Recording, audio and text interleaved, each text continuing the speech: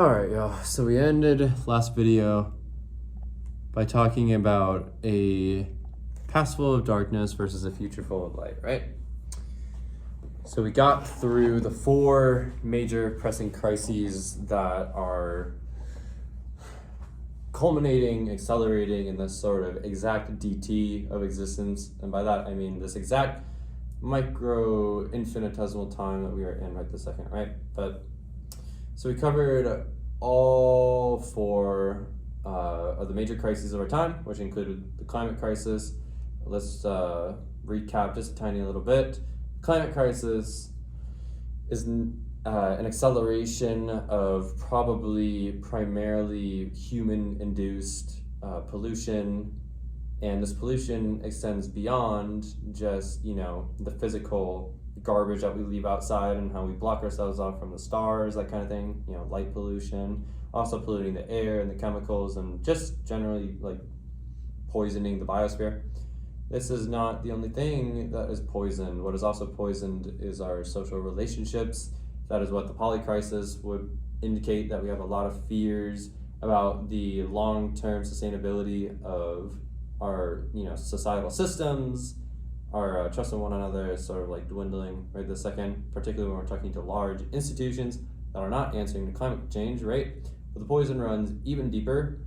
If you subscribe to the idea of a soul, I think a soul can be called many different things, right? I think the way the soul gets described in Abrahamic traditions, the soul is not just the spirit that belongs in the sort of realm of imagination. It is not just the body which belongs in the physical world, but it is sort of both the physical and the metaphysical, the yin and the yang, the inner infinity and the outer infinity, right?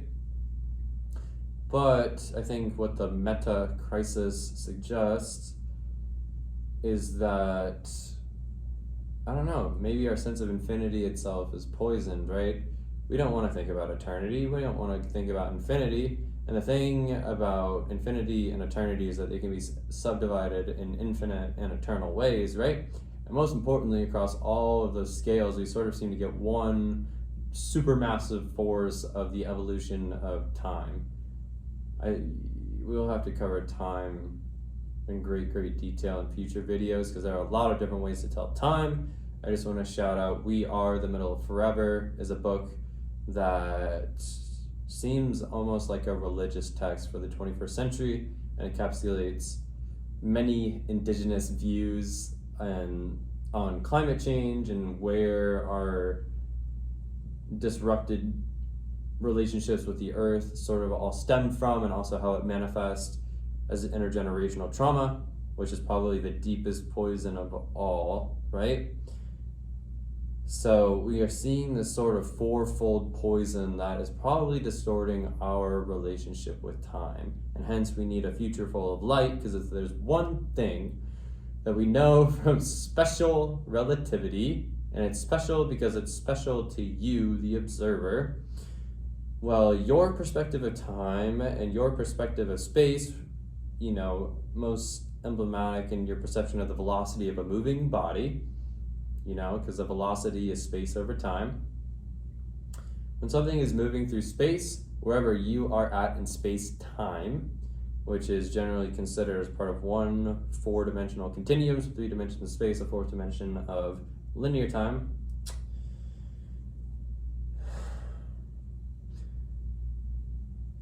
Yes, the reason that we need a future full of light is because no matter what space-time frame that you are in, light, the speed of light, the velocity of light is constant no matter what framework of space-time you're operating at. This is different from how other bodies operate in the fabric of space-time, and we'll have to go into special relativity, general relativity, but this is also going to require a lot of learning on my end, so just we'll put a little pin in that for right now, okay?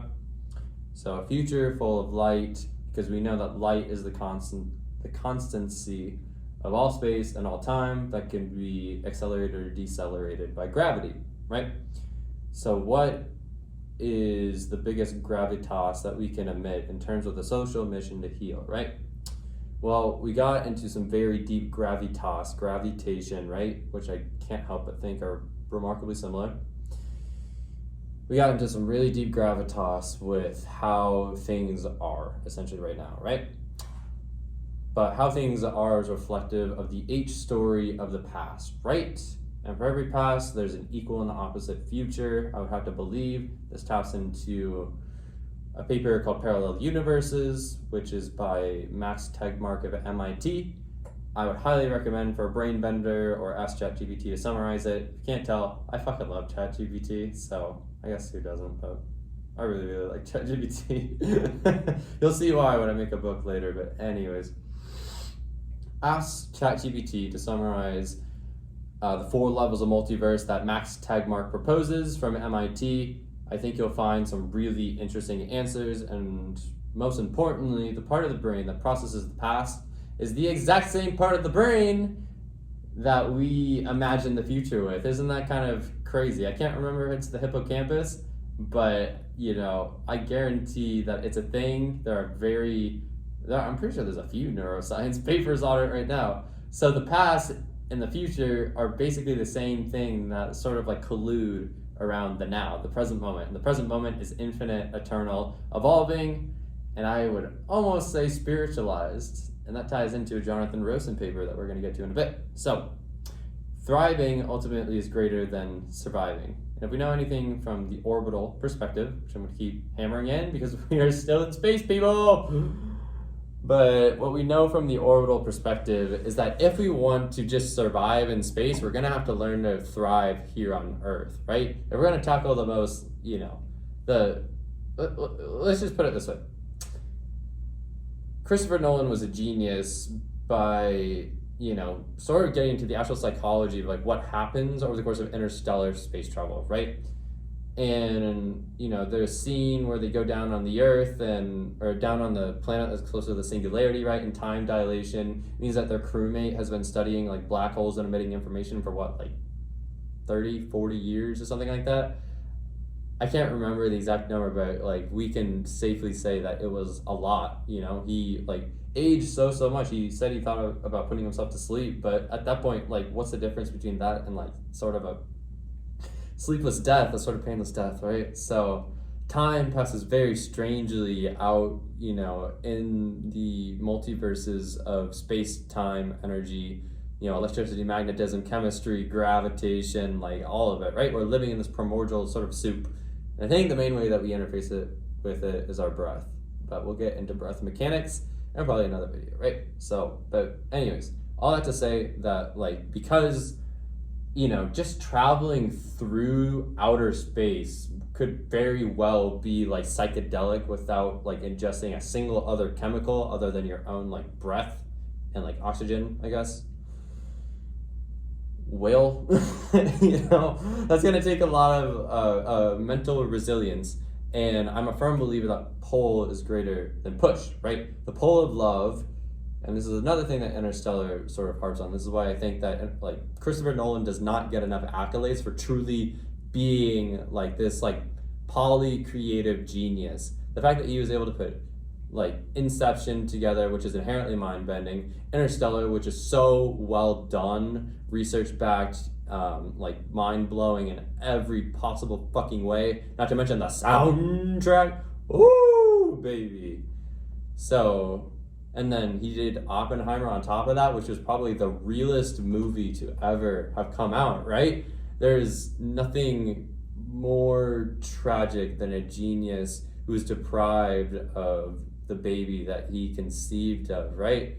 When Truman, tells Oppenheimer to suck it up in the middle of Oppenheimer, he was very much like embodying this, survival is like the state of being that is preventing us from thriving, right? Truman was very much in this limited view of we did what we had to survive, but Oppenheimer was forced to grapple with the questions of, what if there were a better way? And could I have been more responsible? Could I have not ended up like a Paul Atreides who then must, grapple with these deep existential questions of, who am I to control life or death? And if we want to talk about God, as a scientific construct, just hypothetically, I would propose looking no further than the total life and death balance of the entire Tegmarkian multiverses. I'm gonna call them Tegmarkian not only in the things I write, the things I talk about,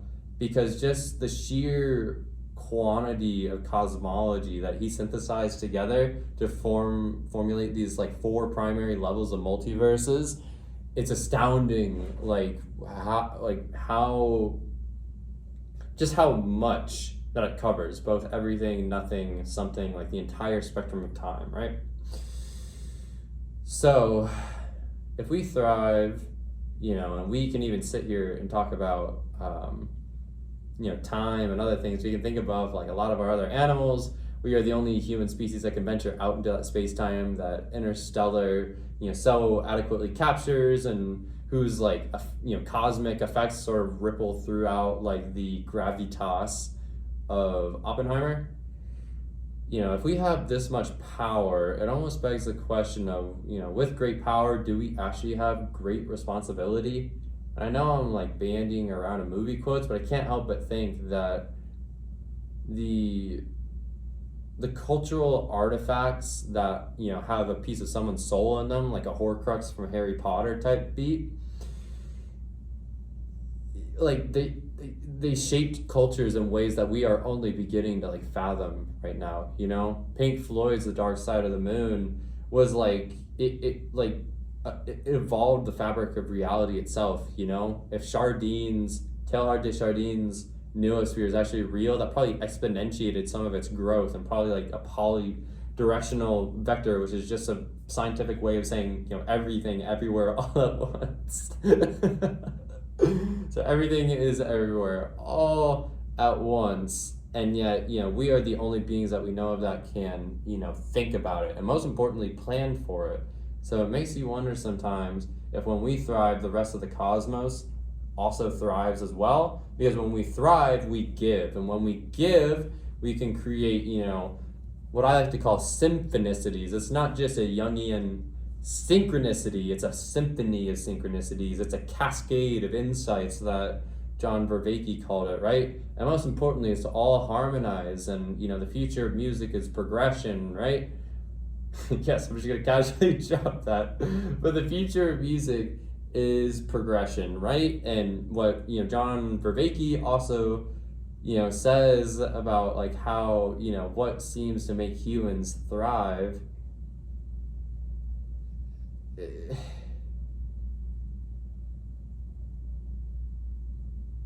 Guys, this is just so profound. We are so capable of thriving, right? And when we thrive, the rest of the biosphere is capable of surviving, or not just surviving, thriving.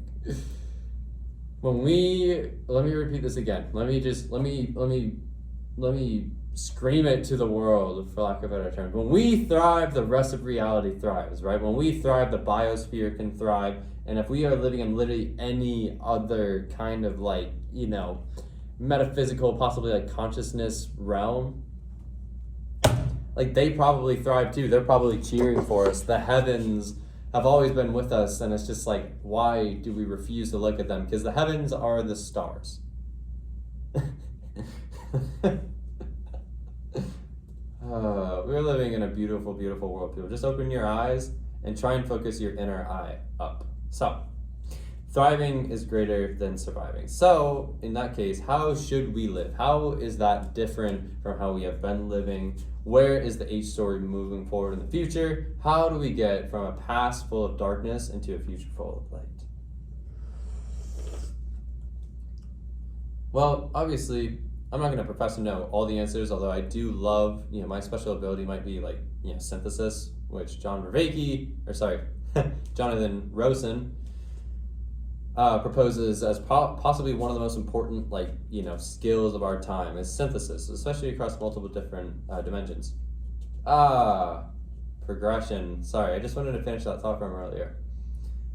John Vervaeke understands that maturation gives us great meaning in life. It's to know that we progress throughout time, right? So when I was talking about a symphony of synchronicities, a cascade of insights, What I really mean is the maturation process of what it means to be a human living this finite lifetime with infinite possibilities within it, right?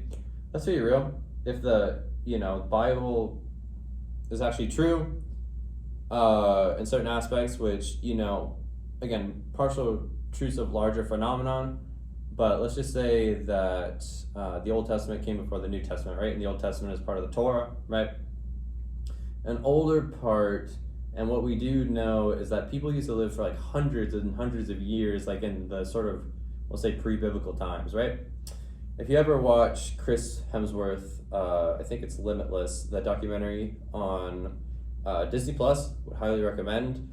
But it's the reason that I think superhumanism is a thing. First of all, the farther we go into the Tegmarkian multiverses, the less we are going to recognize us as like human beings. I got this idea from One Strange Rock, which is like probably one of the best and most important documentaries ever created. It's all about sort of the orbital perspective that we've been circulating around, and it covers just so many parts of like what we know to be true about life. So it's utterly fucking beautiful. But Limitless by Chris Hemsworth tackles sort of the like health dynamics of what it would take to live longer. And I think between that superhumanism and that superhumanism, which is like beyond the capabilities sort of like, us normal humans right now, or at least, the linear time-bound constructs of humans that many of us have in our heads.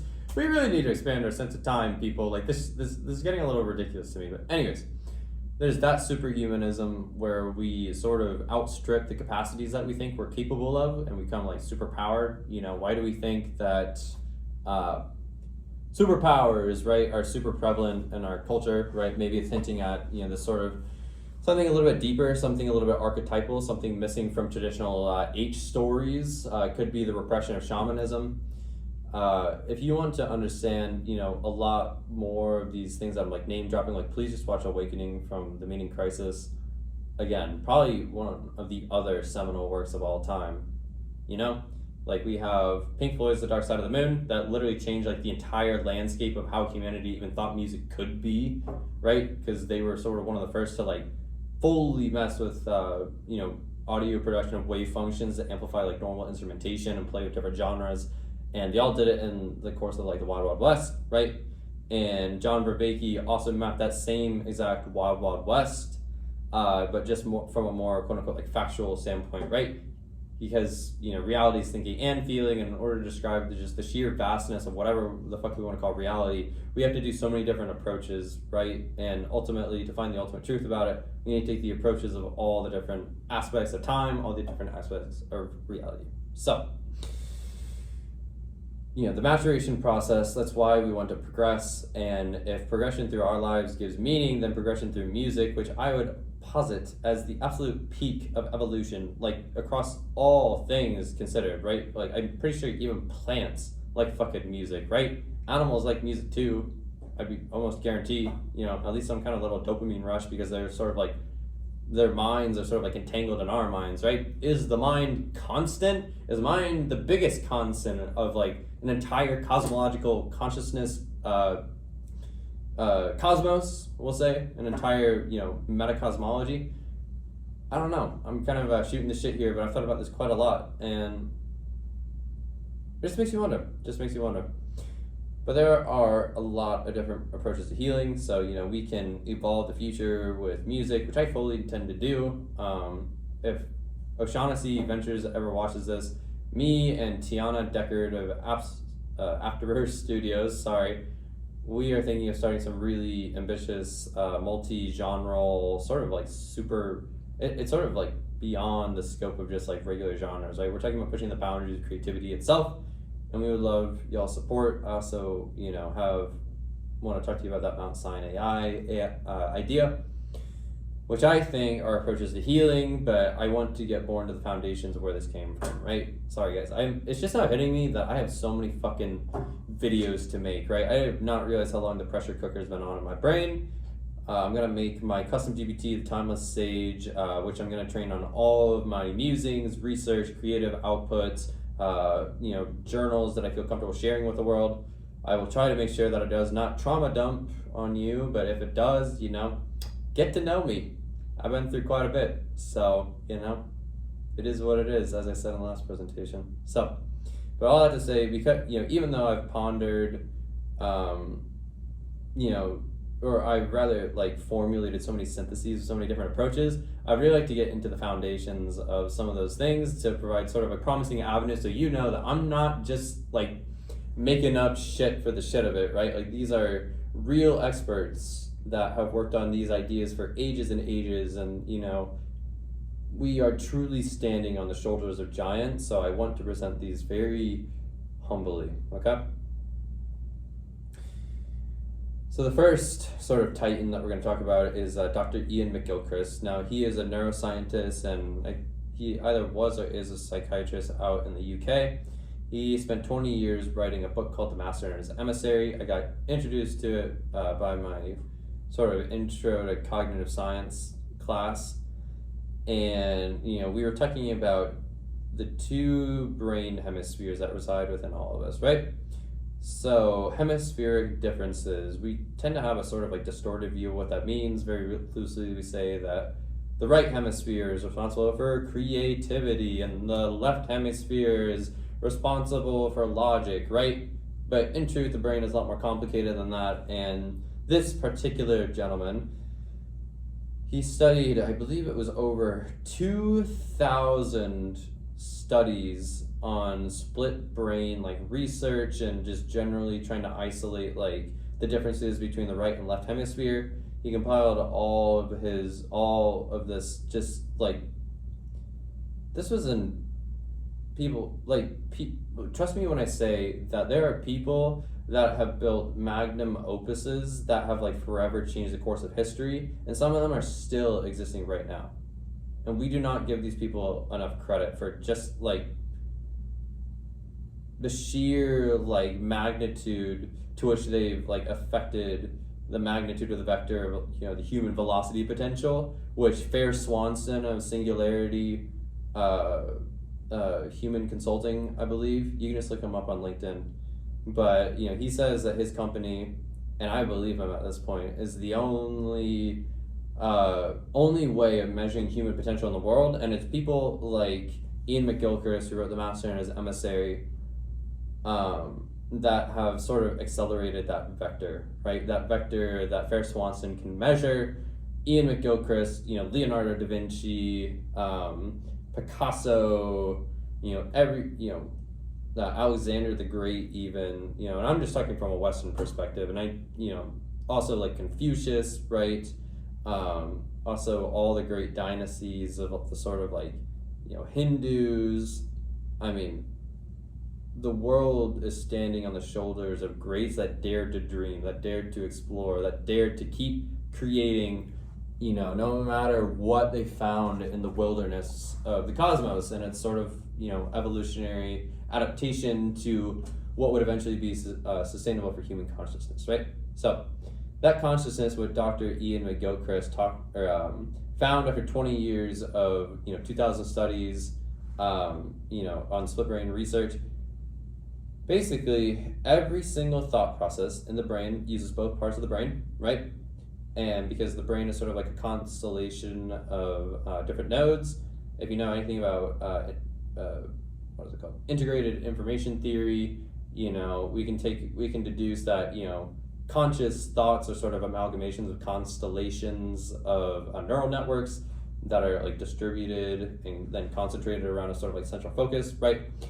And so every part of the brain is involved to some extent with everything that we do, right? So creativity, which is typically associated as right brain, and logic, which is typically associated as left brain, both of those use both parts of the brain. Now, these constellations are sort of centralized, and the foci of the center of the constellations, right? They do aggregate toward one side or the other, but in total, the brain, both hemispheres of the brain, output the same, or maybe input. But what matters is that, Ian McGilchrist, and, there's a lot of complex ideas that he, weaves together in this book. But essentially, he talks about treating the two halves of the brain as like almost like twins, but they process differently, right? So, more or less speaking, and this is even like the loose version of his own loose version of his own like findings, right? So, but essentially, the right brain sort of thinks in terms of like wholes, right? So we talked about emergent properties. So it thinks about, these, what we might consider like more like creative things. These are probably more meta things. It's more connected to the body. In general, he talks about how it perceives more of like what's real, right? And the way that he describes his findings with the left hemisphere, the left side of the brain, right? The left concentration, we shall say. If we're thinking about, positive and negative charges, then, maybe this is the negative which the positive floods back into or something when the synapse fires. Anyways, what he sort of found and proposes is that the left hemisphere of the brain sort of like takes all of the quote unquote like more real input from the right brain and like reprocesses it and then sort of spits it back out into the right brain. So, all of the whole parts of the world are sort of recursively relative to the processing of the left brain, right? Recursive is just iterative, but also it might denote like spinning, right? Like cycles. And, I think it's safe to say that, our logic can operate in sort of cycles.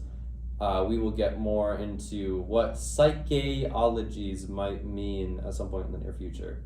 Stay tuned. But all of that to say that, if we are treating the two halves of our brain more like two like personalities than like, two different like machines, right? It's one machine with sort of two different personalities. Well, then if we need to heal, then we need to unite the two halves of ourselves.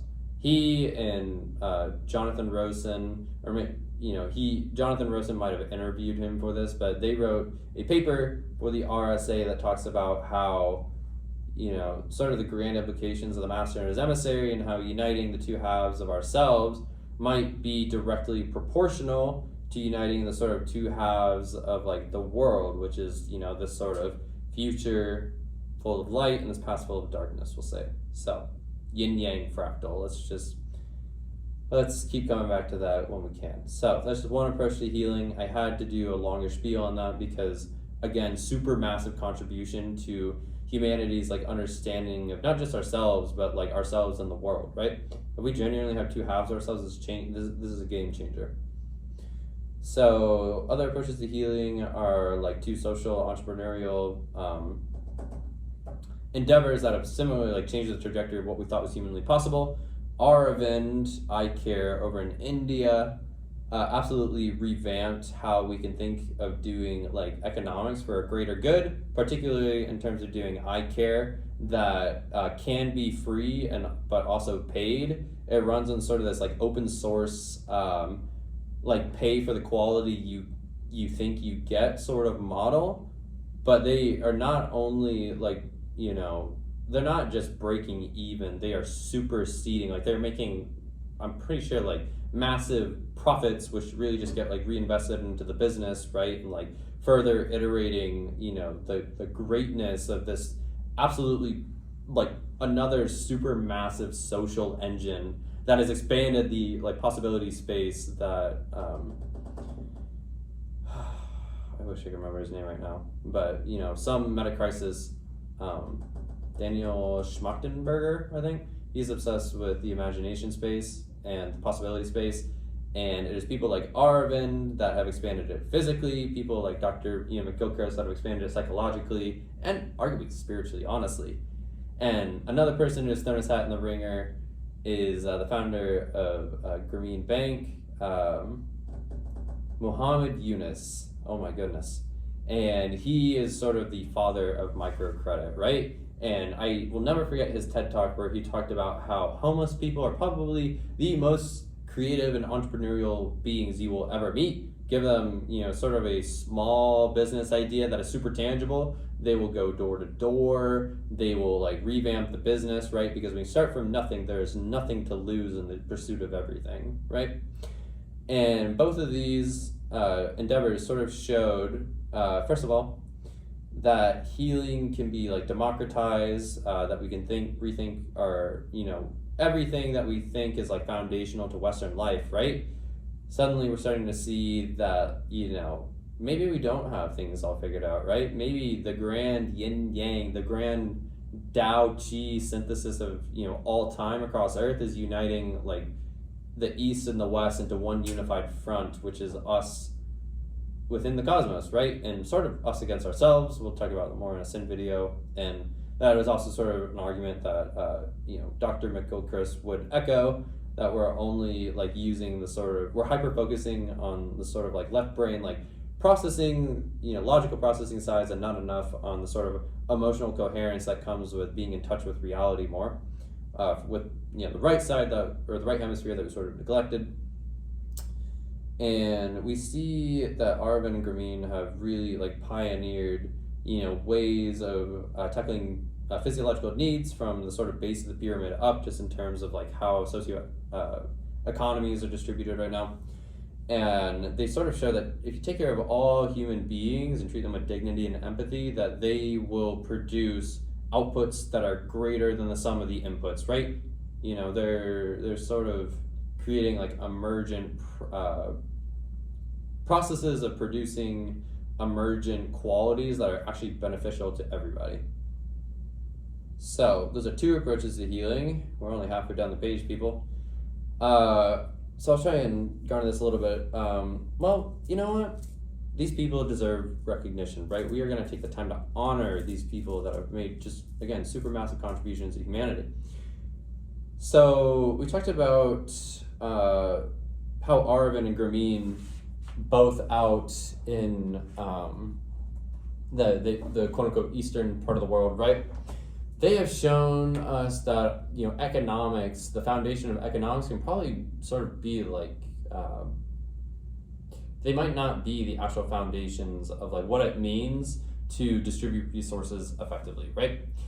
This leads me to something that I'll probably get into a third part of this video, because I can already tell this is running a little long, but I'm going to propose new systems if we, just sort of imagine the best possible forward path for a better world, but sufficient to say that one of those I like to call it ecological economics. And I got this idea from we've only talked a handful of times, but I would still consider him like a spiritual mentor to me, is Will Latif Little. He's also done TED Talk. He's doing amazing work, giving sort of like free therapy out in Philadelphia. And he said to me that trees give for free, so why can't we? And I'm not sure I'm ever going to forget that, honestly. He also imparted a lot of other wisdoms, particularly in regards to meeting people where they're at. And I can really tell that he is a person who practices what he preaches. So, follow him on Instagram. He does these personal development, family sort of just like sessions every morning where, you sort of get to start like with a rejuvenating, fresh take to your day. But he talks about how if we make peace with the universe we live in, then that allows us to thrive individually, right? So we can't really talk about individual thriving without collective thriving. They're sort of like entangled, right? Because like we sort of went into the last slide, forever ago. But when humans thrive, the rest of the universe thrives, right? So another approach, make peace with the universe, treat people with dignity and empathy, unite the two halves of ourselves. These are sort of some approaches to healing proposed by supermassive minds who have synthesized great fields of work together across a variety of different domains of human existence. Now, another who has done this, if you want to be super awake right now, pause this video, go watch 6 Reasons Why I Quit Being a Therapist by Dr. Daniel Maffler on YouTube. It's only 30 minutes, and you'll quickly see why he makes his call to action at the end, which is that we need to make emotional supports, / amateur therapy a human skill. Just long story short, listening to one another, right? And then having the emotional capacity to be there for someone, even when they're not feeling great, even when they're dealing with traumas, or maybe they've read deep adaptation and they're dealing with sort of the weight of like, holy fuck, what kind of game are we trying to play with ourselves, right?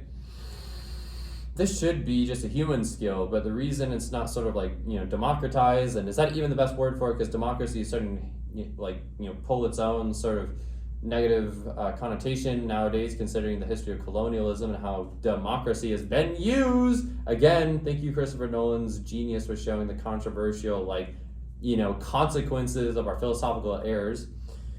All that to say, we are not living in tribes, right? We don't have those 150 people. We don't know who they should be. And so make emotional support and amateur therapy a human skill, which Will Latif Little is pretty much just blazing through the city of Philadelphia trying to do right now. So again, please give him a follow, whatever. He deserves it. Now, I don't know much about Dr. Deepak Chopra, other than that he's important, but we have greater healing abilities than previously thought. Woo! So tap into your divinity. It is inherently divine to live in a subdividing universe, right? We'll get more into divination and division probably at some point, but that's a fifth approach to healing. And then finally, everything cycles back to the orbital perspective. It's quite foundational to, I would say, just everything that we do and every way that we think. So, this is also coming from One Strange Rock on Disney Plus, so please watch it. There are so many mind-bending and heart-tugging and, gravitational, emotional and, soul-injected pieces of work out within, the collective archive of, humanity. People, wake up and, just look at your multiversal heritage. These people, please read their works. We need to talk about them more. So, but astronaut Chris Hadfield on One Strange Rock, he very notably in one of the episodes talked about his biggest, sort of takeaway from being on the International Space Station for so much, maybe he was 166 days or something. Yeah, I only know that because I tried to sample him in a song. But anyways, I'll plug my music later, don't even worry. But anyways, he said that we are one humanity on one planet. We are sort of on this big ship, one big ship. Think Brian Eno's Big Ship, right? Phenomenal song that captures the absolute essence of what it must be like. David Bowie saying about, this is ground control to Major Tom, We're just swimming and we're standing on the shoulders of giants, and we really need to merge our social identity into a global community just so we can thrive as the cosmic humanity I think we were always meant to be. All right, so I've done a fair amount of research into the meta crisis specifically, which is sort of the existential crucible between the unacknowledged traumas that is sort of on one polarity of it, and then the physical polycrisis on the other, which is all encapsulated in this accelerating great acceleration actually of the Anthropocenic global warming output that is very concerning for a variety of reasons. So a synthesis of these sort of meta crisis injunctions. I told you that I was going to try at the end of the last video. All right, people, it's 3 or 4 o'clock right now, so I just want you to be on the same wavelength that I am right now. Anyways, we talked at I mentioned at the end of the last video that I was going to try and just compile things that other people have said so that we can sort of have this incubation protocol for en masse social gatherings, and make it applicable to real world missions that organizations and or people can pursue. So we're just gonna bullet train through these, honestly. Stronger and smaller communities, right? Because we sort of suck at small conversations, but then we also don't know how to have emotions at scale either.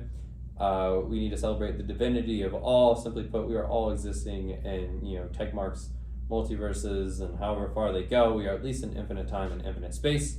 So, like, from a cosmic perspective, it's pretty divine. Just the fact that we aren't being crushed by a meteor right now. There's so many synchronicities happening that we could call reality itself a synchronicity that I mentioned earlier.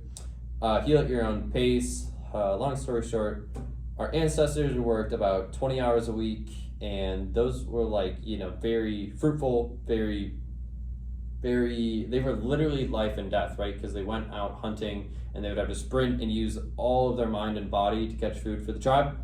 So they worked really, really, really, really hard. It was like soul work, right? They did soul work for 20 hours a week, and you know what they spent the rest of the time doing? They spent their time playing, communing, creating, celebrating, ritualizing, cosmologizing, if you will.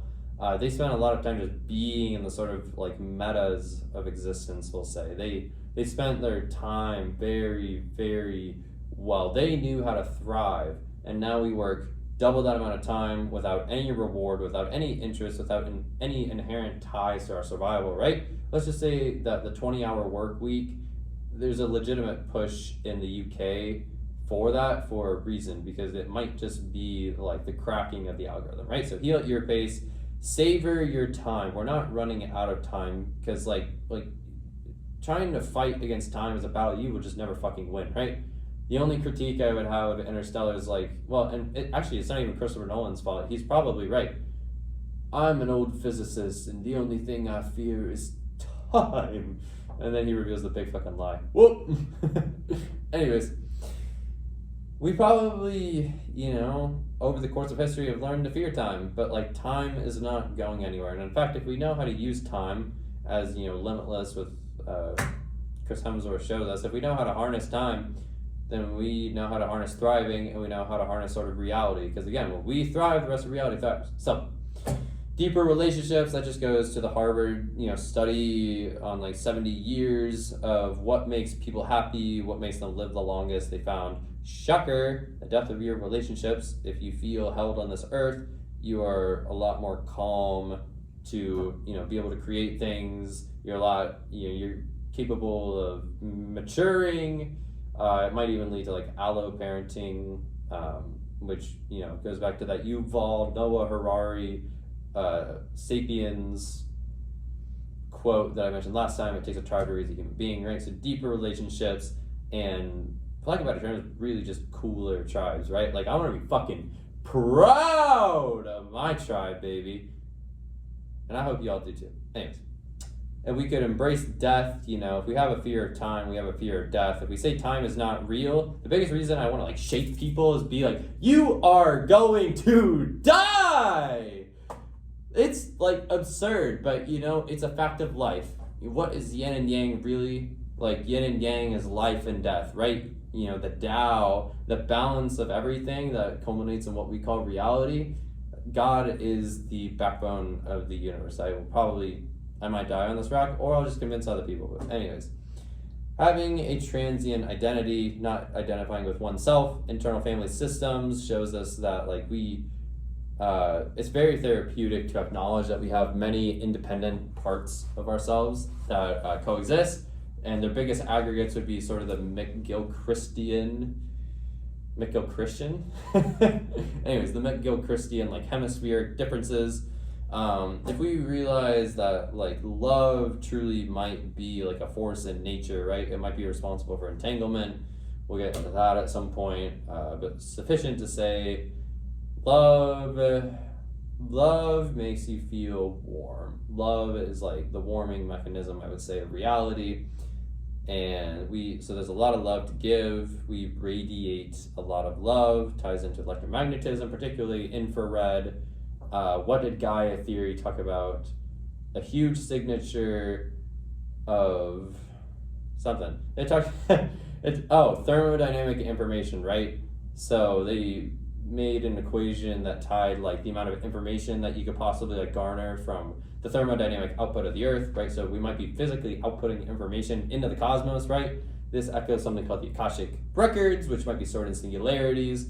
Yes, I'm going on some tangents. We are just talking about the grand scope of things, right? We're sort of, I'm trying to give context and specifics at the same time here. So, but like all that to say that we have a great power of creativity and love for creativity, so we should all be creating more. Again, O'Shaughnessy Ventures, like you are on the cusp of like what it means to send humanity to infinity, and I just want to say that like I wholeheartedly believe that you guys are headed in the right direction. I know I'm just like, you know, a boy, and I have 23 people, just to put that out there, but I feel way older than 23, and we need to give each other encouragement more often, and we need, these deeper relationships. We need to rest in power instead of just peace, right? We also need to chase peace instead of just happiness all the time. And in order to sit with the peace of both, yin and yang, light and shadow, beautiful and ugly, because like life isn't always, pretty, right? For example, at some point, hopefully the next 3 days, because that's sort of the max of the healthy limit, you're going to take a shit. There is no ifs, ands, or buts about it. So life is both beautiful and ugly, and they're you can't disentangle them from one another. So we have great power, we have great capacities of love. We, need to derive creative purpose, I would say. We need to take personal responsibility for that power. I think that it's safe to say we need to make peace with reality. Seriously, people, go hug a tree, bro. Like, read The Intelligent Plant by the New Yorker, pretty sure. He documents sort of the entire argument encasing whether, plants are actually alive, whether they have a sort of distributed form of consciousness. I think you will find the contents of it fascinating. In fact, I might make a whole other video on just that. Please, ask ChatGPT to summarize it. Just use ChatGPT for all this stuff. And if you really want to get fancy, use my timeless sage. Maybe I'll just throw that in the comments. It will evolve after I add more of my data. But use the timeless sage. Ask it about the intelligent plant. Link in the description. So, make peace with reality. Make peace with the nature that seems that actually physically attuned to us. We could talk a million reasons of how morphic resonance might arise, but another thing that we'll get into a little bit later, something called community actualization. I think we need to reconnect with the soul, dream of world peace, global human values, connect with the earth and nature. As I said, these bold ones are things that I'm skipping through these last ones because these are actually in later slides, more in depth. We need to embrace spiritual growth. Read one of Jonathan Rosen's magnum opuses. He was a chess grandmaster for a reason. That man knows how to synthesize research like a madman. He's also a genius. But he wrote this entire magnum opus called Spiritualize. Essentially, spirituality might be about just intentionally seeking out the beauty in reality. Intentional might be evocative of its use within the consciousness realm, but things like death, things like who am I, things like what to do with my time, they are sort of inherently spiritual. Doesn't matter if you're atheist or if you're the most devout Catholic ever, and everyone in between that. There's no denying that a funeral is sacred. There's no denying that there's something very sacred about the union of two souls into a marriage, to sort of give a pact across time, right? As a declaration of love. These things, no matter who you are or where you exist or what you came from, these are sort of undeniably powerful, right? So we need to celebrate each other more often. We need to take more responsibility of the power to celebrate. We also just it's wonderful to give, people. I don't know how else to say it other than that. And trust me when I say you are capable of giving a lot more than you might ever even have thought is possible. And I'll tell you one thing, the simplest way you can do it, give smiles. It is so rewarding. Anyways, so embrace spiritual growth. That is a self-amplifying effect. We could benefit from more ancestral wisdom and modes of living with the earth. I mentioned the Mount sign AI earlier. That is essentially, I think the end goal will be of gamifying wisdom so that we can all level up our games and have more just fun with life, but also have more of a beautiful experience. So tap into ancestral wisdom because they knew how to live with the earth. We know how to live with technology. The future is meta-modern, so it's both and instead of either or. And meta-modern is one of these modes of living with the earth that we would like benefit from. Let's just say that what I learned from that We Are the Middle of Forever is that the indigenous, cultures from all across the world, they knew how to live harmoniously with nature, and we're going to get more into that in our cultural perpetuity slide. And finally, it seems that we have an injunction to merge science and spirituality. They may seem like separate domains, but they are two sides of the same coin. They are sort of the thinking and the feeling of the one, the thinking aggregations and the feeling aggregations, the sort of ultimate truths of one dual reality, one machine that has two personalities, one mind constant of a cosmic brain that like echoes down from all the way from like quasars to quarks. And I love this picture, so like y'all should totally think about that. You rooted on this earth extending into the sky. We are so much bigger than like we think, people. We are infinite. And yes, I'm quoting the person of being a wallflower in that. Watch it, people. We are inventing new global culture here. So let's get into spirituality as a social issue, right? This is about the social mission to heal, and we've checked a lot of different avenues to heal. A lot of this boils around spirituality, so this is what Jonathan Rosen Spiritualized is about. Simply put, this just means reconnecting with the fact that you are like an essence more than just a physical construct, right? I mean, you're both in, but climate change, the polycrisis, the meta-crisis, they all sort of like converge toward the question of who should we be, right? What is the right way? We're thinking about right, literally, it could correspond with the right angles, the angular momentum of electromagnetism, right? Light is right, the truth is light, right? But Dr. Ian, McGilchrist, not only has he tackled the neuroscience, but he also thinks about societies and cultures. And nowadays, it's become a kind of embarrassment to talk about the soul. And yet, until now, it has been central to most cultures. The word has disappeared. Maya Angelou was picking up on similar sentiments, right? There is something more, the spirit or the soul. I think that quality encourages like courtesy and care in our minds, and mercy, and identity. Who are we? And more importantly, who should we be? What is our inner north compass? What is our inner star, as I like to say? And most importantly, who can we go to? Who are the emergence functions of humanity? Where do we go for wisdom? This is a very pressing question that, I believe it was Dr. McGilchrist, Dr. Vervaeke, and Daniel Schmachtenberger all got together to discuss how we don't know where to turn for wisdom anymore, and we need solutions fast, right? So that's why we're getting into all these solutions. You should check out my Evolving for Space Instagram account. I get into this in the meta-modern thinking, the political landscape for meta-modern times, I think is what I called it, where I have tried synthesizing research into social media friendly parts. So please check it out. Let me know if that's interesting, if I should keep pursuing that. I found it kind of fun just to do, it was a fun challenge to tickle my brain.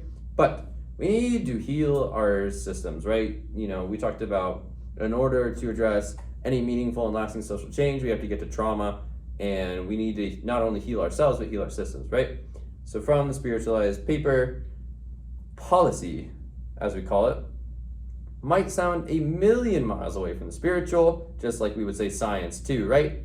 But a policy is less about governments doing things and more about them enabling us to do things, right? Because governments are supposed to be built on, the governments are supposed to serve their people, right? Their constituents. If it's about the social productivity and civic engagement that most complex policy problems now call for, and if that comes back to our sense of personal power, which is driven by ideals and feelings and vision, and a sense of being part of something bigger than ourselves, we derive great meaning from being, parts of a greater whole. then people will get involved, quote unquote, for reasons that are correctly thought of as spiritual. Jonathan Rosen is saying that to distribute resources effectively, is a great power that a government must handle with the utmost sanctity, the utmost gravitas. Spirituality in the public sphere gives us a framework to connect personal, social, and political efforts for greater change. Systems should support our way of living, not vice versa. Let's put it this way. The definition of energy in physics is the ability to do work. If you do it, if you are watching, if you are listening, whatever you're outputting and inputting, you are working. So first of all, let's redefine work. And second of all, living to work versus working to live, right? We should actually, we should be living to work. Not just working to live. Living to work means finding things that, make work feel like play, right? Because what is work? Work is just an energy balance, people. Work is not supposed to be this cubicle thing, this information silo. It should not be this sort of meaningless, repetitive factory style work that makes us deprived of our souls. So, in order to sort of come to these better solutions and find things that more feed our souls, we need to find common ground. And ground is a term for Buddhism. Of course, Jonathan Rosen goes more into this in Spiritualized, but some of our common ground would be we all die. We talked about this, right? So Jonathan Rosen describes death as the inevitable end. He describes love as the innate desire plus, what is possible. Self is consciousness plus I. Soul is the power of choice. And, one of the quotes that he describes ground in here, it is the contingent, transient, ambiguous, unpredictable, fascinating, and terrifying, ultimately, ground called life. Life is groundless ground. No sooner does it appear than it disappears again, only to renew itself, then immediately break up and, vanish again. Life is groundless ground, right? And what that means, we'll go back to how everything you think is real is composed of things we cannot possibly consider real. 99.9% of the things that are filling up space are just made of, arguably even emptier space, right? They're just made of possibility space. Physically made of possibility space.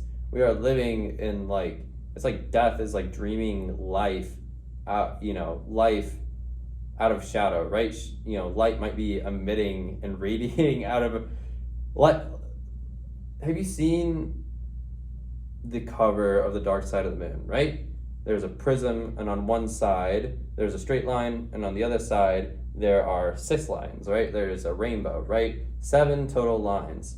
It's almost like life is a prism that is reflecting an integration function from calculus that takes everything and pulls it into one, right? So the left side of the dark side of the moon, and there's another part of life that diffracts from the prism, right? It takes everything that has been integrated and it breaks it out into parts, right? So we can sort of think of everything as the parts, the parts half of reality and the whole's half of reality, and this very well might mimic how the human brain is set up, right? The left Christian hemisphere might be that diffraction process, and the right hemisphere might be that integration process, right?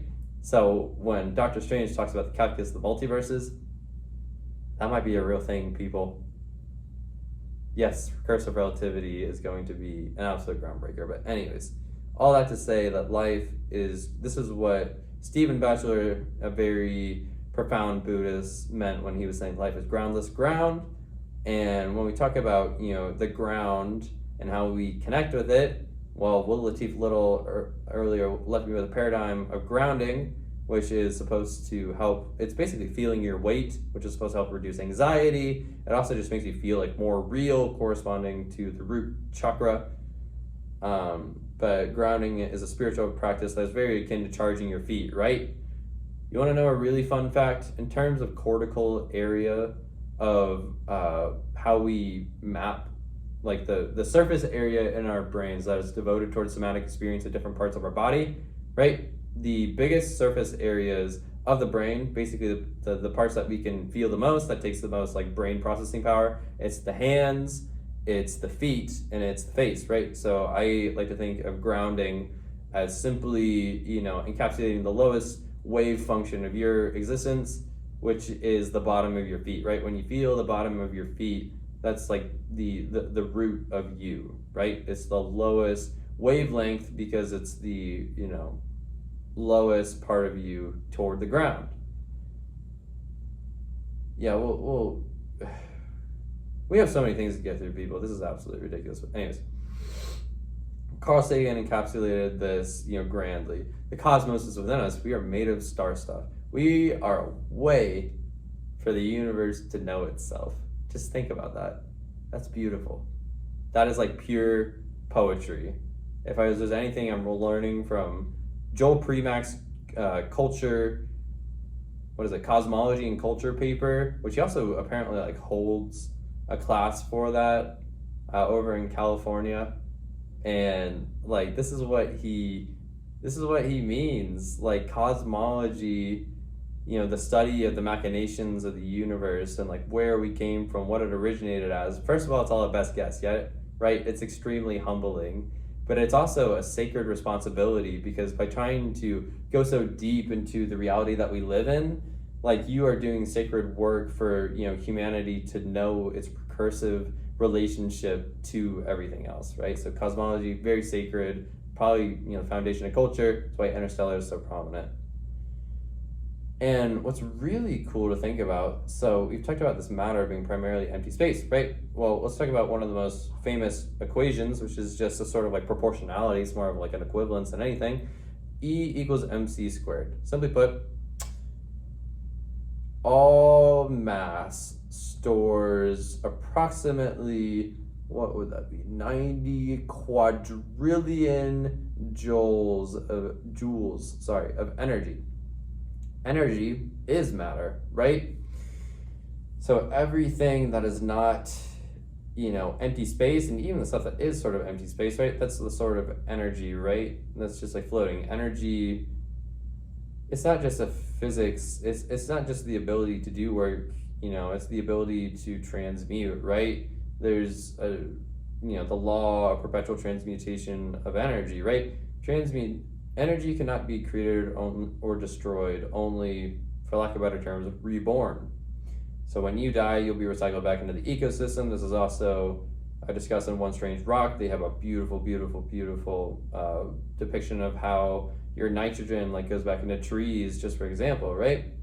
But, you know, matter stores 90 quadrillion joules of energy, right? So when you think about how the human body is made up of, you know, very, very, very roughly speaking, like the numbers diverge widely, but, you know, some estimate around 30 trillion cells that, you know, the human body is composed of. And let's not forget, these cells are also perpetually transmuting. They are forever changing and evolving, right?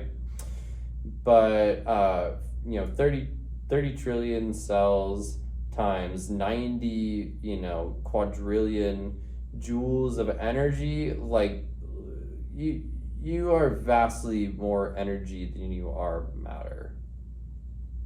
You know, the metaphysical within you is like vastly outnumbering the physical part of you. And maybe that's what they mean by a spirit.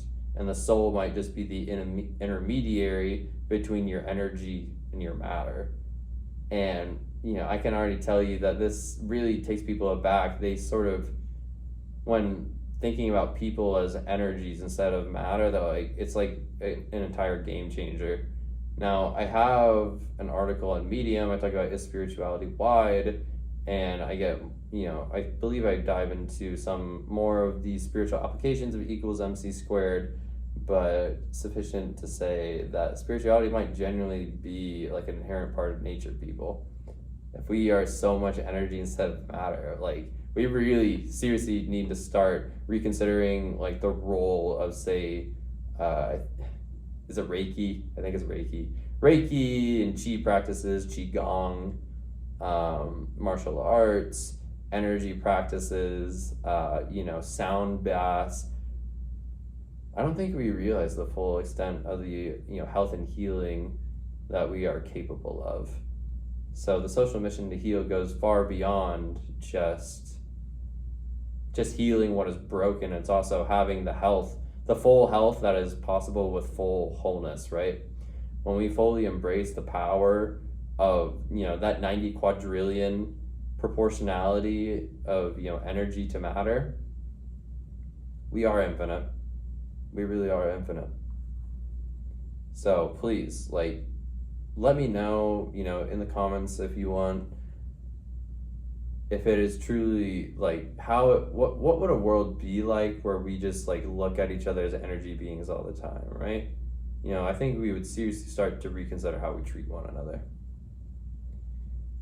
So, there are a lot of calls for us to elevate our consciousness, and that all begs the question of what is consciousness in the first place, but let's just call it our mind, right?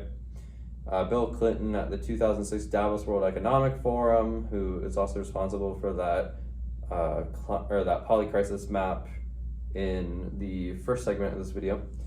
But Bill Clinton talked about how we need to see that our common humanity is more important than our differences. This involves global awareness, analytical insight, perspective taking, aka empathy. That's huge. Some people propose that a lack of empathy might be the only true evil in the world, and I could actually subscribe to that.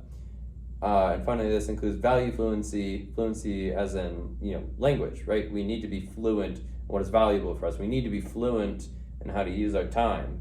But the only way to become fluent in something is to keep practicing it, and it's particularly easy at crucial stages of life, right? So if we taught our children, I'm going to say our children, because if we are to follow the principles of allo parenting, please look that up.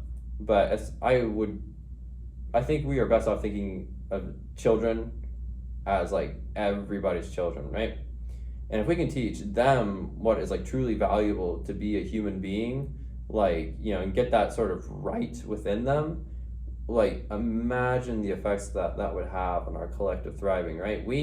Just because we had to survive in a world that is tough does not mean that the people after us don't deserve better. And even if we are living in a simulation and we wake up and realize after death that we were just aliens on this cosmic DMT trip, right? Because we can't definitively say that's not the case, which I find so damn amusing, right?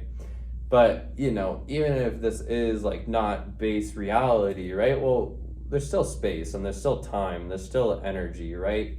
We can still operate within certain laws of the universe that allow for us to thrive, right? And something that got echoed into us from the directors of the Homestead Spartan Alliance band, which I was a part of all of high school. Go Spartans. But they said something that I will never forget, which is leave this place a little bit better than you found it. And the more I've thought about it, that's really all you can do. We don't know if we're in a fake video game, a real video game, if there even is a simulated portion of reality, right? That's what eliminative materialism proposes. But no matter what, we can leave this place a little bit better than we found it. And so that's what value fluency means. If we take on each other's perspective, amplify each other's analytical insights, and overall increase our awareness of the present and of the globe that we inhabit, well, we might, be able to actually transcend these sort of distrust issues that have mounted over time. Now, Forbes talks about elevating our consciousness, which is all of what we just described. A lot more succinctly, it means awakening. That very, quite literally means you wake up for the day. First of all, how awake do you feel? How energized do you feel? How much work are you capable of giving to reality, right? What do you want to wake up for, right? What gives you big L life, right? So I think they did this sequentially, right? But awaken, live mindfully, which is a part of that global awareness, right? Mindful just means to have your mind full of the infinite possibilities of an eternal reality.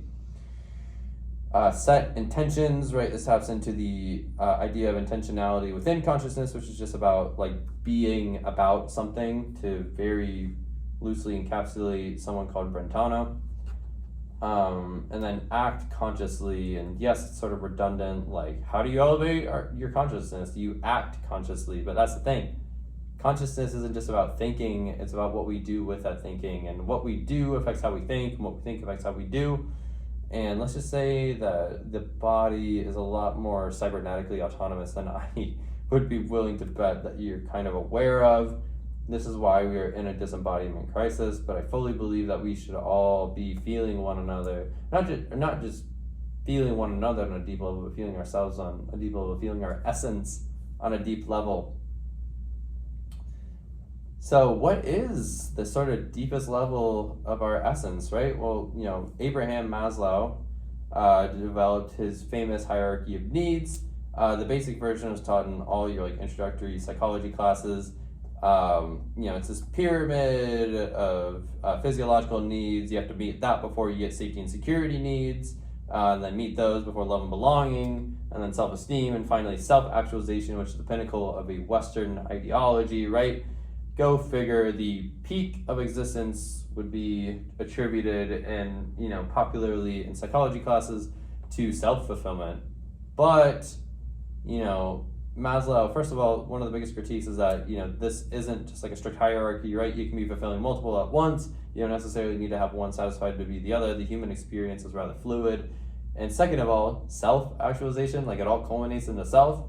I'm not sure if even he was satisfied with this. So he went and visited the Blackfoot Nation, I believe it was the summer of 1934, something like that. You are free to fact check me on that, please. But he visited the Blackfoot Nation, after, it might have been 10 years after he published his original theory. And the first thing that he noticed when he got to this Blackfoot tribe to, further develop the hierarchy of needs, human motivations, and how, I think he was a humanist as well, as what I've heard on the streets.